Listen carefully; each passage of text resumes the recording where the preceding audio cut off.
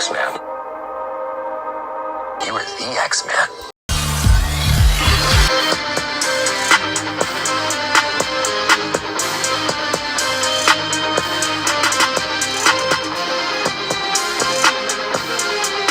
What's up, guys? Welcome back to House of Power, X-Men and Deadpool in review. My name is Kyle. Thanks for checking out Project Potter, guys.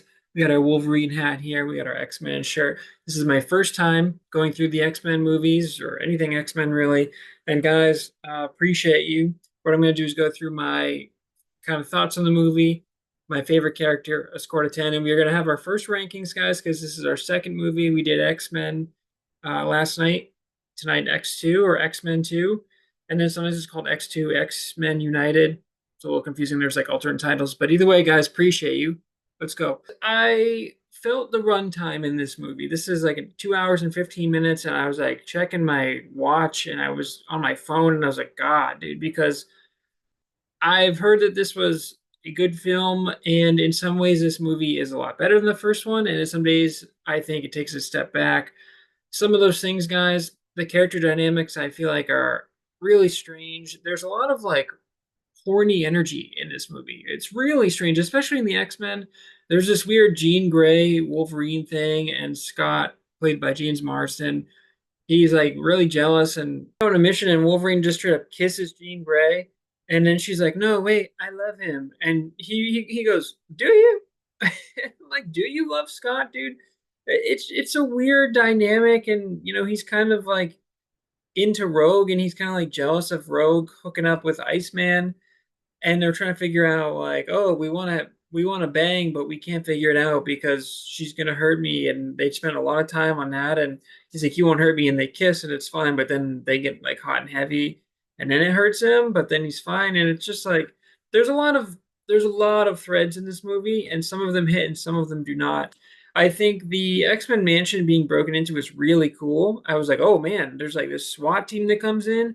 Wolverine, we see a much more aggressive Wolverine in this movie where he's like, you broke into the wrong house, bud. And Hugh Jackman feels like he really embraced the role more and he got physically jacked for this movie. Like he's much bigger than in the first movie. One of the SWAT guys is like in the kitchen or whatever. This is a super nice, like it's a school, but it's basically like a really nice college campus with like a nice like dining area and everything. But he's looking in the fridge, and I think he's in there. And then the SWAT team breaks in, and they're like tranquilizing all these kids and stuff.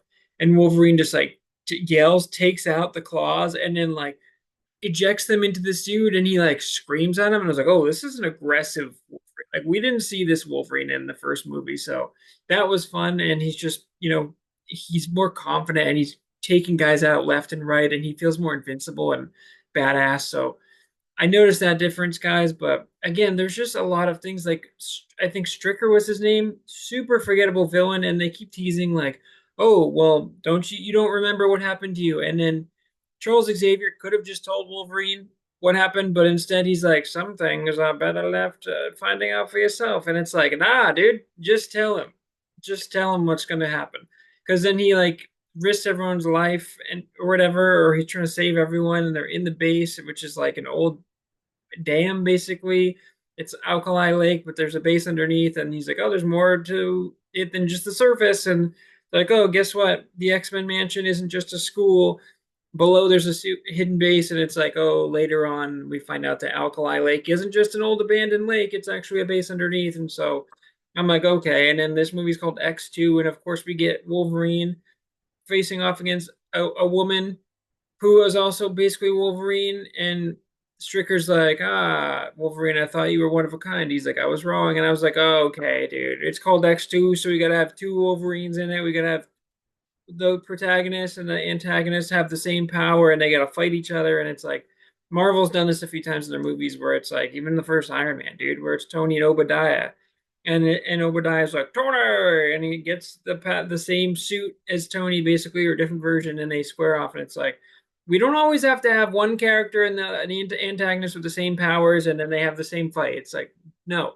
Even in the first X-Men movie, dude, when Mystique turns into Wolverine and we have two Wolverines fighting, and it's like, which doesn't make sense because she gets their powers and stuff, but then like he slices off the blades, but then it was Mystique's blades, but then it's like it should have been like cut her hand off or something. It was confusing. Also, Mystique is kind of a cheat code, dude. Her powers are too powerful. Like even though Magneto's super powerful, Magneto rips in this movie. He's so cool.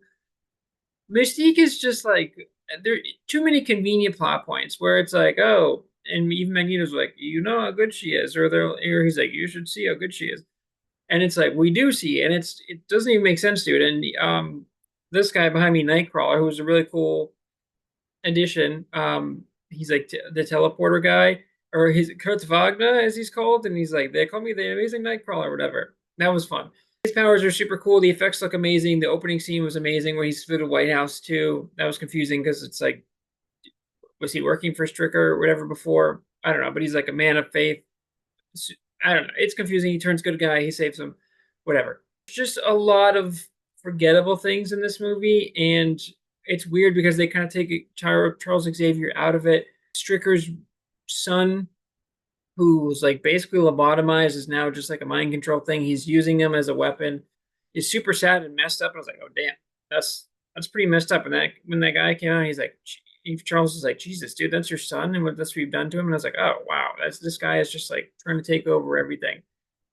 But he uses his son as mind control to get Charles Xavier into Cerebro too, which so basically he found their base and he knew their plans, what Charles uses to like connect to every mutant and every human, and then rebuilt it somehow.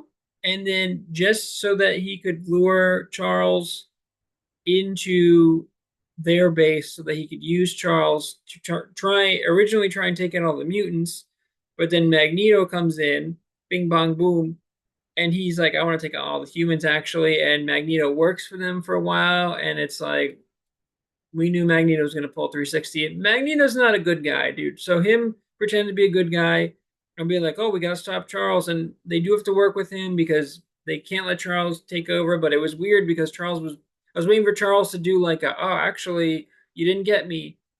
But then Storm has to save them at the end. And I know I'm kind of bouncing over the map, guys, but this movie was just it didn't have to be as long as it did. And again, there are parts of it that are really cool that I really liked. I mean, when we see Magneto show up when they're in the plane, dude, and Rogue gets blown out the back, and I was like, oh man. And then the teleporter Nightcrawler goes and gets her, and then the back gets like stitched together, and I was like, how are they going to do that? And then it's like, oh, and they're going down, and the plane's going to crash, and they're like, it's not me. And then we just see like they stop, and it cuts out, and Magneto's just holding it, and he's like, these people need to learn how to fly. And I was like, oh my god, that's so cool, dude. It reminded me of like Vader when one of the ships is leaving, and he used the force to like stop it or whatever. But this was super cool. Also, what one thing I didn't mention, guys, in the first one, Magneto, so badass, dude, when he was walking, he's just manipulating the metal or the magnets so that he can make a walkway. The most badass stuff I've ever seen in this one, too. First of all, the plastic prison escape was pretty badass. It was confusing at first because Mystique goes to a bar. She finds out, she goes in there, she hacks the database or whatever, finds out who has clearance to see Magneto, and then goes to a local bar. It's just like a beat cop, basically, gets him drunk, goes into the bathroom, and then I was like, oh, is she going to pretend to be him? Which I think would have made way more sense. But instead, she goes and like injects him with something. I think she puts iron into his blood, and then the guy goes to see him, and then that was an inside job because Magneto's like, see, that's the thing, too much iron in your blood, and then he like extracts the blood out of him. And I was like, oh my god. Well, he pulls the iron out because he can manipulate it, but it kills that guy. I was like, oh my god. And then he like uses those three pieces to like ricochet all the bullets, and it goes down. It's a really cool scene visually. And then he takes one, spins it around into like a big disc, and just floats out. And I was like, dude, Magneto is so badass. He's so damn cool. He's the coolest character easily, and he's just so powerful. You're like, everyone else is just not nearly as powerful, and that's what I felt the first movie, and even more so in this one. And you just know he's up to no good. So again, a lot of things in here. The time stoppage thing from Charles Xavier is super cool. And then I guess he uses that at the end again when they go see the president. Really cool line where he's like, "Hey, Mr. President, Mr. President's basically gonna, I think, say that like we gotta take all the mutants out," and then they freeze everything, which is super cool. And Storm Very, very, very cool visually. Storm gets the storm going, Nightcrawler sitting there, and it's kind of like eerie and creepy and terrifying. And the president looks up, and Charles Xavier's like, "Look, we're mutants. We're here to stay." So he's like, "What happens next is up to you." And I was like, "Oh, damn, dude!" And then they just pop out, and it's really, really cool. And I wish there were more. I wish that this was a tighter knit story. There's a lot of fluff in here. I feel like there's a lot of things that just didn't have to be in there. The whole Stricker thing, I think, didn't really make sense because Wolverine goes to his tank and then he's like, "Oh, I'm starting to remember," but then he doesn't really remember. But Stricker gets like worked by Magneto and then chained up in a weird way to like the wall. And yeah, it's just there's a whole lot going on, guys. But I think this film was probably a step down from the first one. I thought it was too long. Thought there was a lot of awkward dialogue sequences, which there were in the first one too, but this one I just feel like didn't have as good of a flow, and those are kind of my initial thoughts on it. Okay, guys, favorite character for this one, guys. I hate to pick the same character, but Ian McKellen, so good as Magneto. I feel like the story was like okay, and then Magneto comes in, and then I was like, oh, and then every scene I had with him, I mean, the scene on the plane where they're talking about Rogue's hair and they're laughing, it was pretty messed up, and he's like, we just love what you've done with your hair. And I was like, oh my God, dude, like this dude is just coming off of being like kind of a super villain. And then he's pretending to be nice, but he's kind of just working with them. It's like straight business. But man, he is so good as Magneto. And they gave him a much cooler suit in this one. He had the red helmet, and I was like, oh my God, dude, Magneto looks sick in this movie. And he was the best character. Ian McKellen carried the movie. I mean, none of it would have been possible without him. And then for him, like Charles Xavier's going to kill all of the humans. He gets in there, and then he's like, you know what, let's try to play by their rules. And he like rearranges the different pieces to rebuild Cerebro or whatever, and then like walks out. And it's so cool because he double crosses them. And man, Magneto is sick. He's like one of my favorite fictional characters already, and it's kind of giving me Homelander vibes in a way, but not as evil, but super powerful and like an unstoppable force. And it's just super interesting. And I think he was the best one in what I felt was kind of a downer movie. All right, guys, that brings us to the score. I do think this is a lower score. I don't think this is a great movie. I mean, there are characters introduced that I really liked, and there were moments that I thought were really good, but there was a lot of fluff. There's a lot of time where I'm looking at it, and I think it was about 2 hours and 15 minutes. And I think the first one was only like an hour and 45 or something. It might have been longer than that, but I needed this to be like a crisp 90 minutes. I think it would have been a lot better.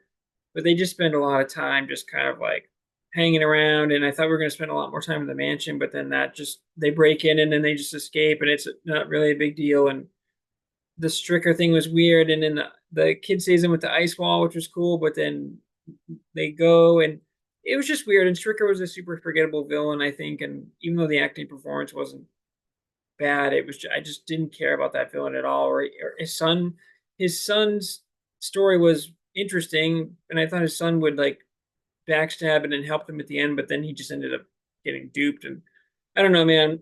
This is a 6-6. I think to me, I don't think it's a great film. Like I said, I think there are a couple of really cool moments, and I wanted to like it more, but I don't think it's very good, and I don't think it's very rewatchable. And it had some moments. And Jean Grey, I guess, sacrificed herself, but I wouldn't be surprised if she's still alive somewhere, or maybe she is, and that's why she was talking at the end. But again, just James Marsden's character, especially too, I felt was super useless in this movie, and I was just like, oh, dude, I forgot about you. You're off camera, dude. And Wolverine's cooler, and he's gonna bang your girlfriend anyway. So like, don't even worry about it. But yeah, as a lower score, guys, I think the movie takes a step back, and that's how I feel. All right, guys, the rankings. I thought we were going to put X2 in number one, but still at number one, the reigning champion, the original X-Men guys at number one, and number two, X2.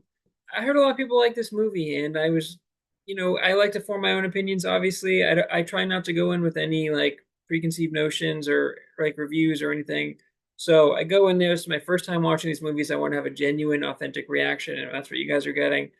And I'm not gonna pretend to like something I don't like, and I'm not gonna hate something. I'm not gonna sway one way or the other. You guys are gonna get my honest opinion. And even though I didn't hate this movie, I didn't love it, and I'm really just in it for the characters now. Where it's like I love Magneto, Charles Xavier, super interesting. I love Hugh Jackman. I don't think his Wolverine is super compelling so far, but I'm in it. It's really those three characters, and Mystique is, like I said, a cheat code, and I think her powers are too strong. But it's the cast of characters I like. Rogue's powers are still kind of like I don't really care for it, but I just think the first movie, guys, had a tighter story. I think it was better at building out the world, and I know that this is a sequel, so we're not going to re-explain all the powers and everything. And in some ways, it expanded. I like to see the different people with the different powers. Like that Pyro Kid was cool too, but he's like, I can only manipulate fire. I can't create it. And I was like, oh, that's cool. But then even Magneto's like, you're a god amongst insects. He's like, don't put yourself down. And so it's so interesting to see the humans versus mutants and how like the mutants are kind of being like pushed into a corner, and Magneto's like, "Nah, dude, we're so powerful. Like, don't let them put you down." So that part was interesting, but there was just a lot in there, guys. I just didn't feel it was necessary. I didn't care about, but yeah, original X-Men #1, X2 at 2, guys, and so the rankings shape out for now. All right, guys, that's another episode of House of Power. X2, X-Men United. I was not really united. I didn't feel united in this one, because the X-Men weren't really united. That the Cerebro is cool and tapping into everyone is cool, but first of all, the design on that helmet, super dumb. I wish they came up with something cooler. They crushed Magneto's helmet, or where the comics or whatever that originated from. Amazing helmet. The one that Charles Xavier uses is super dumb and cheap looking, and I hate it. I hate how it just looks like you can see the wires and everything. I'm like, he should have been able to do it differently. But either way, guys, two movies down. We keep going. I think we have. I don't know if the next movie is called X3 or if it's called First Stand. There's so many different titles and subtitles for these series. So the third X-Men movie is going to be up next. Appreciate you guys. Until next time. Shing.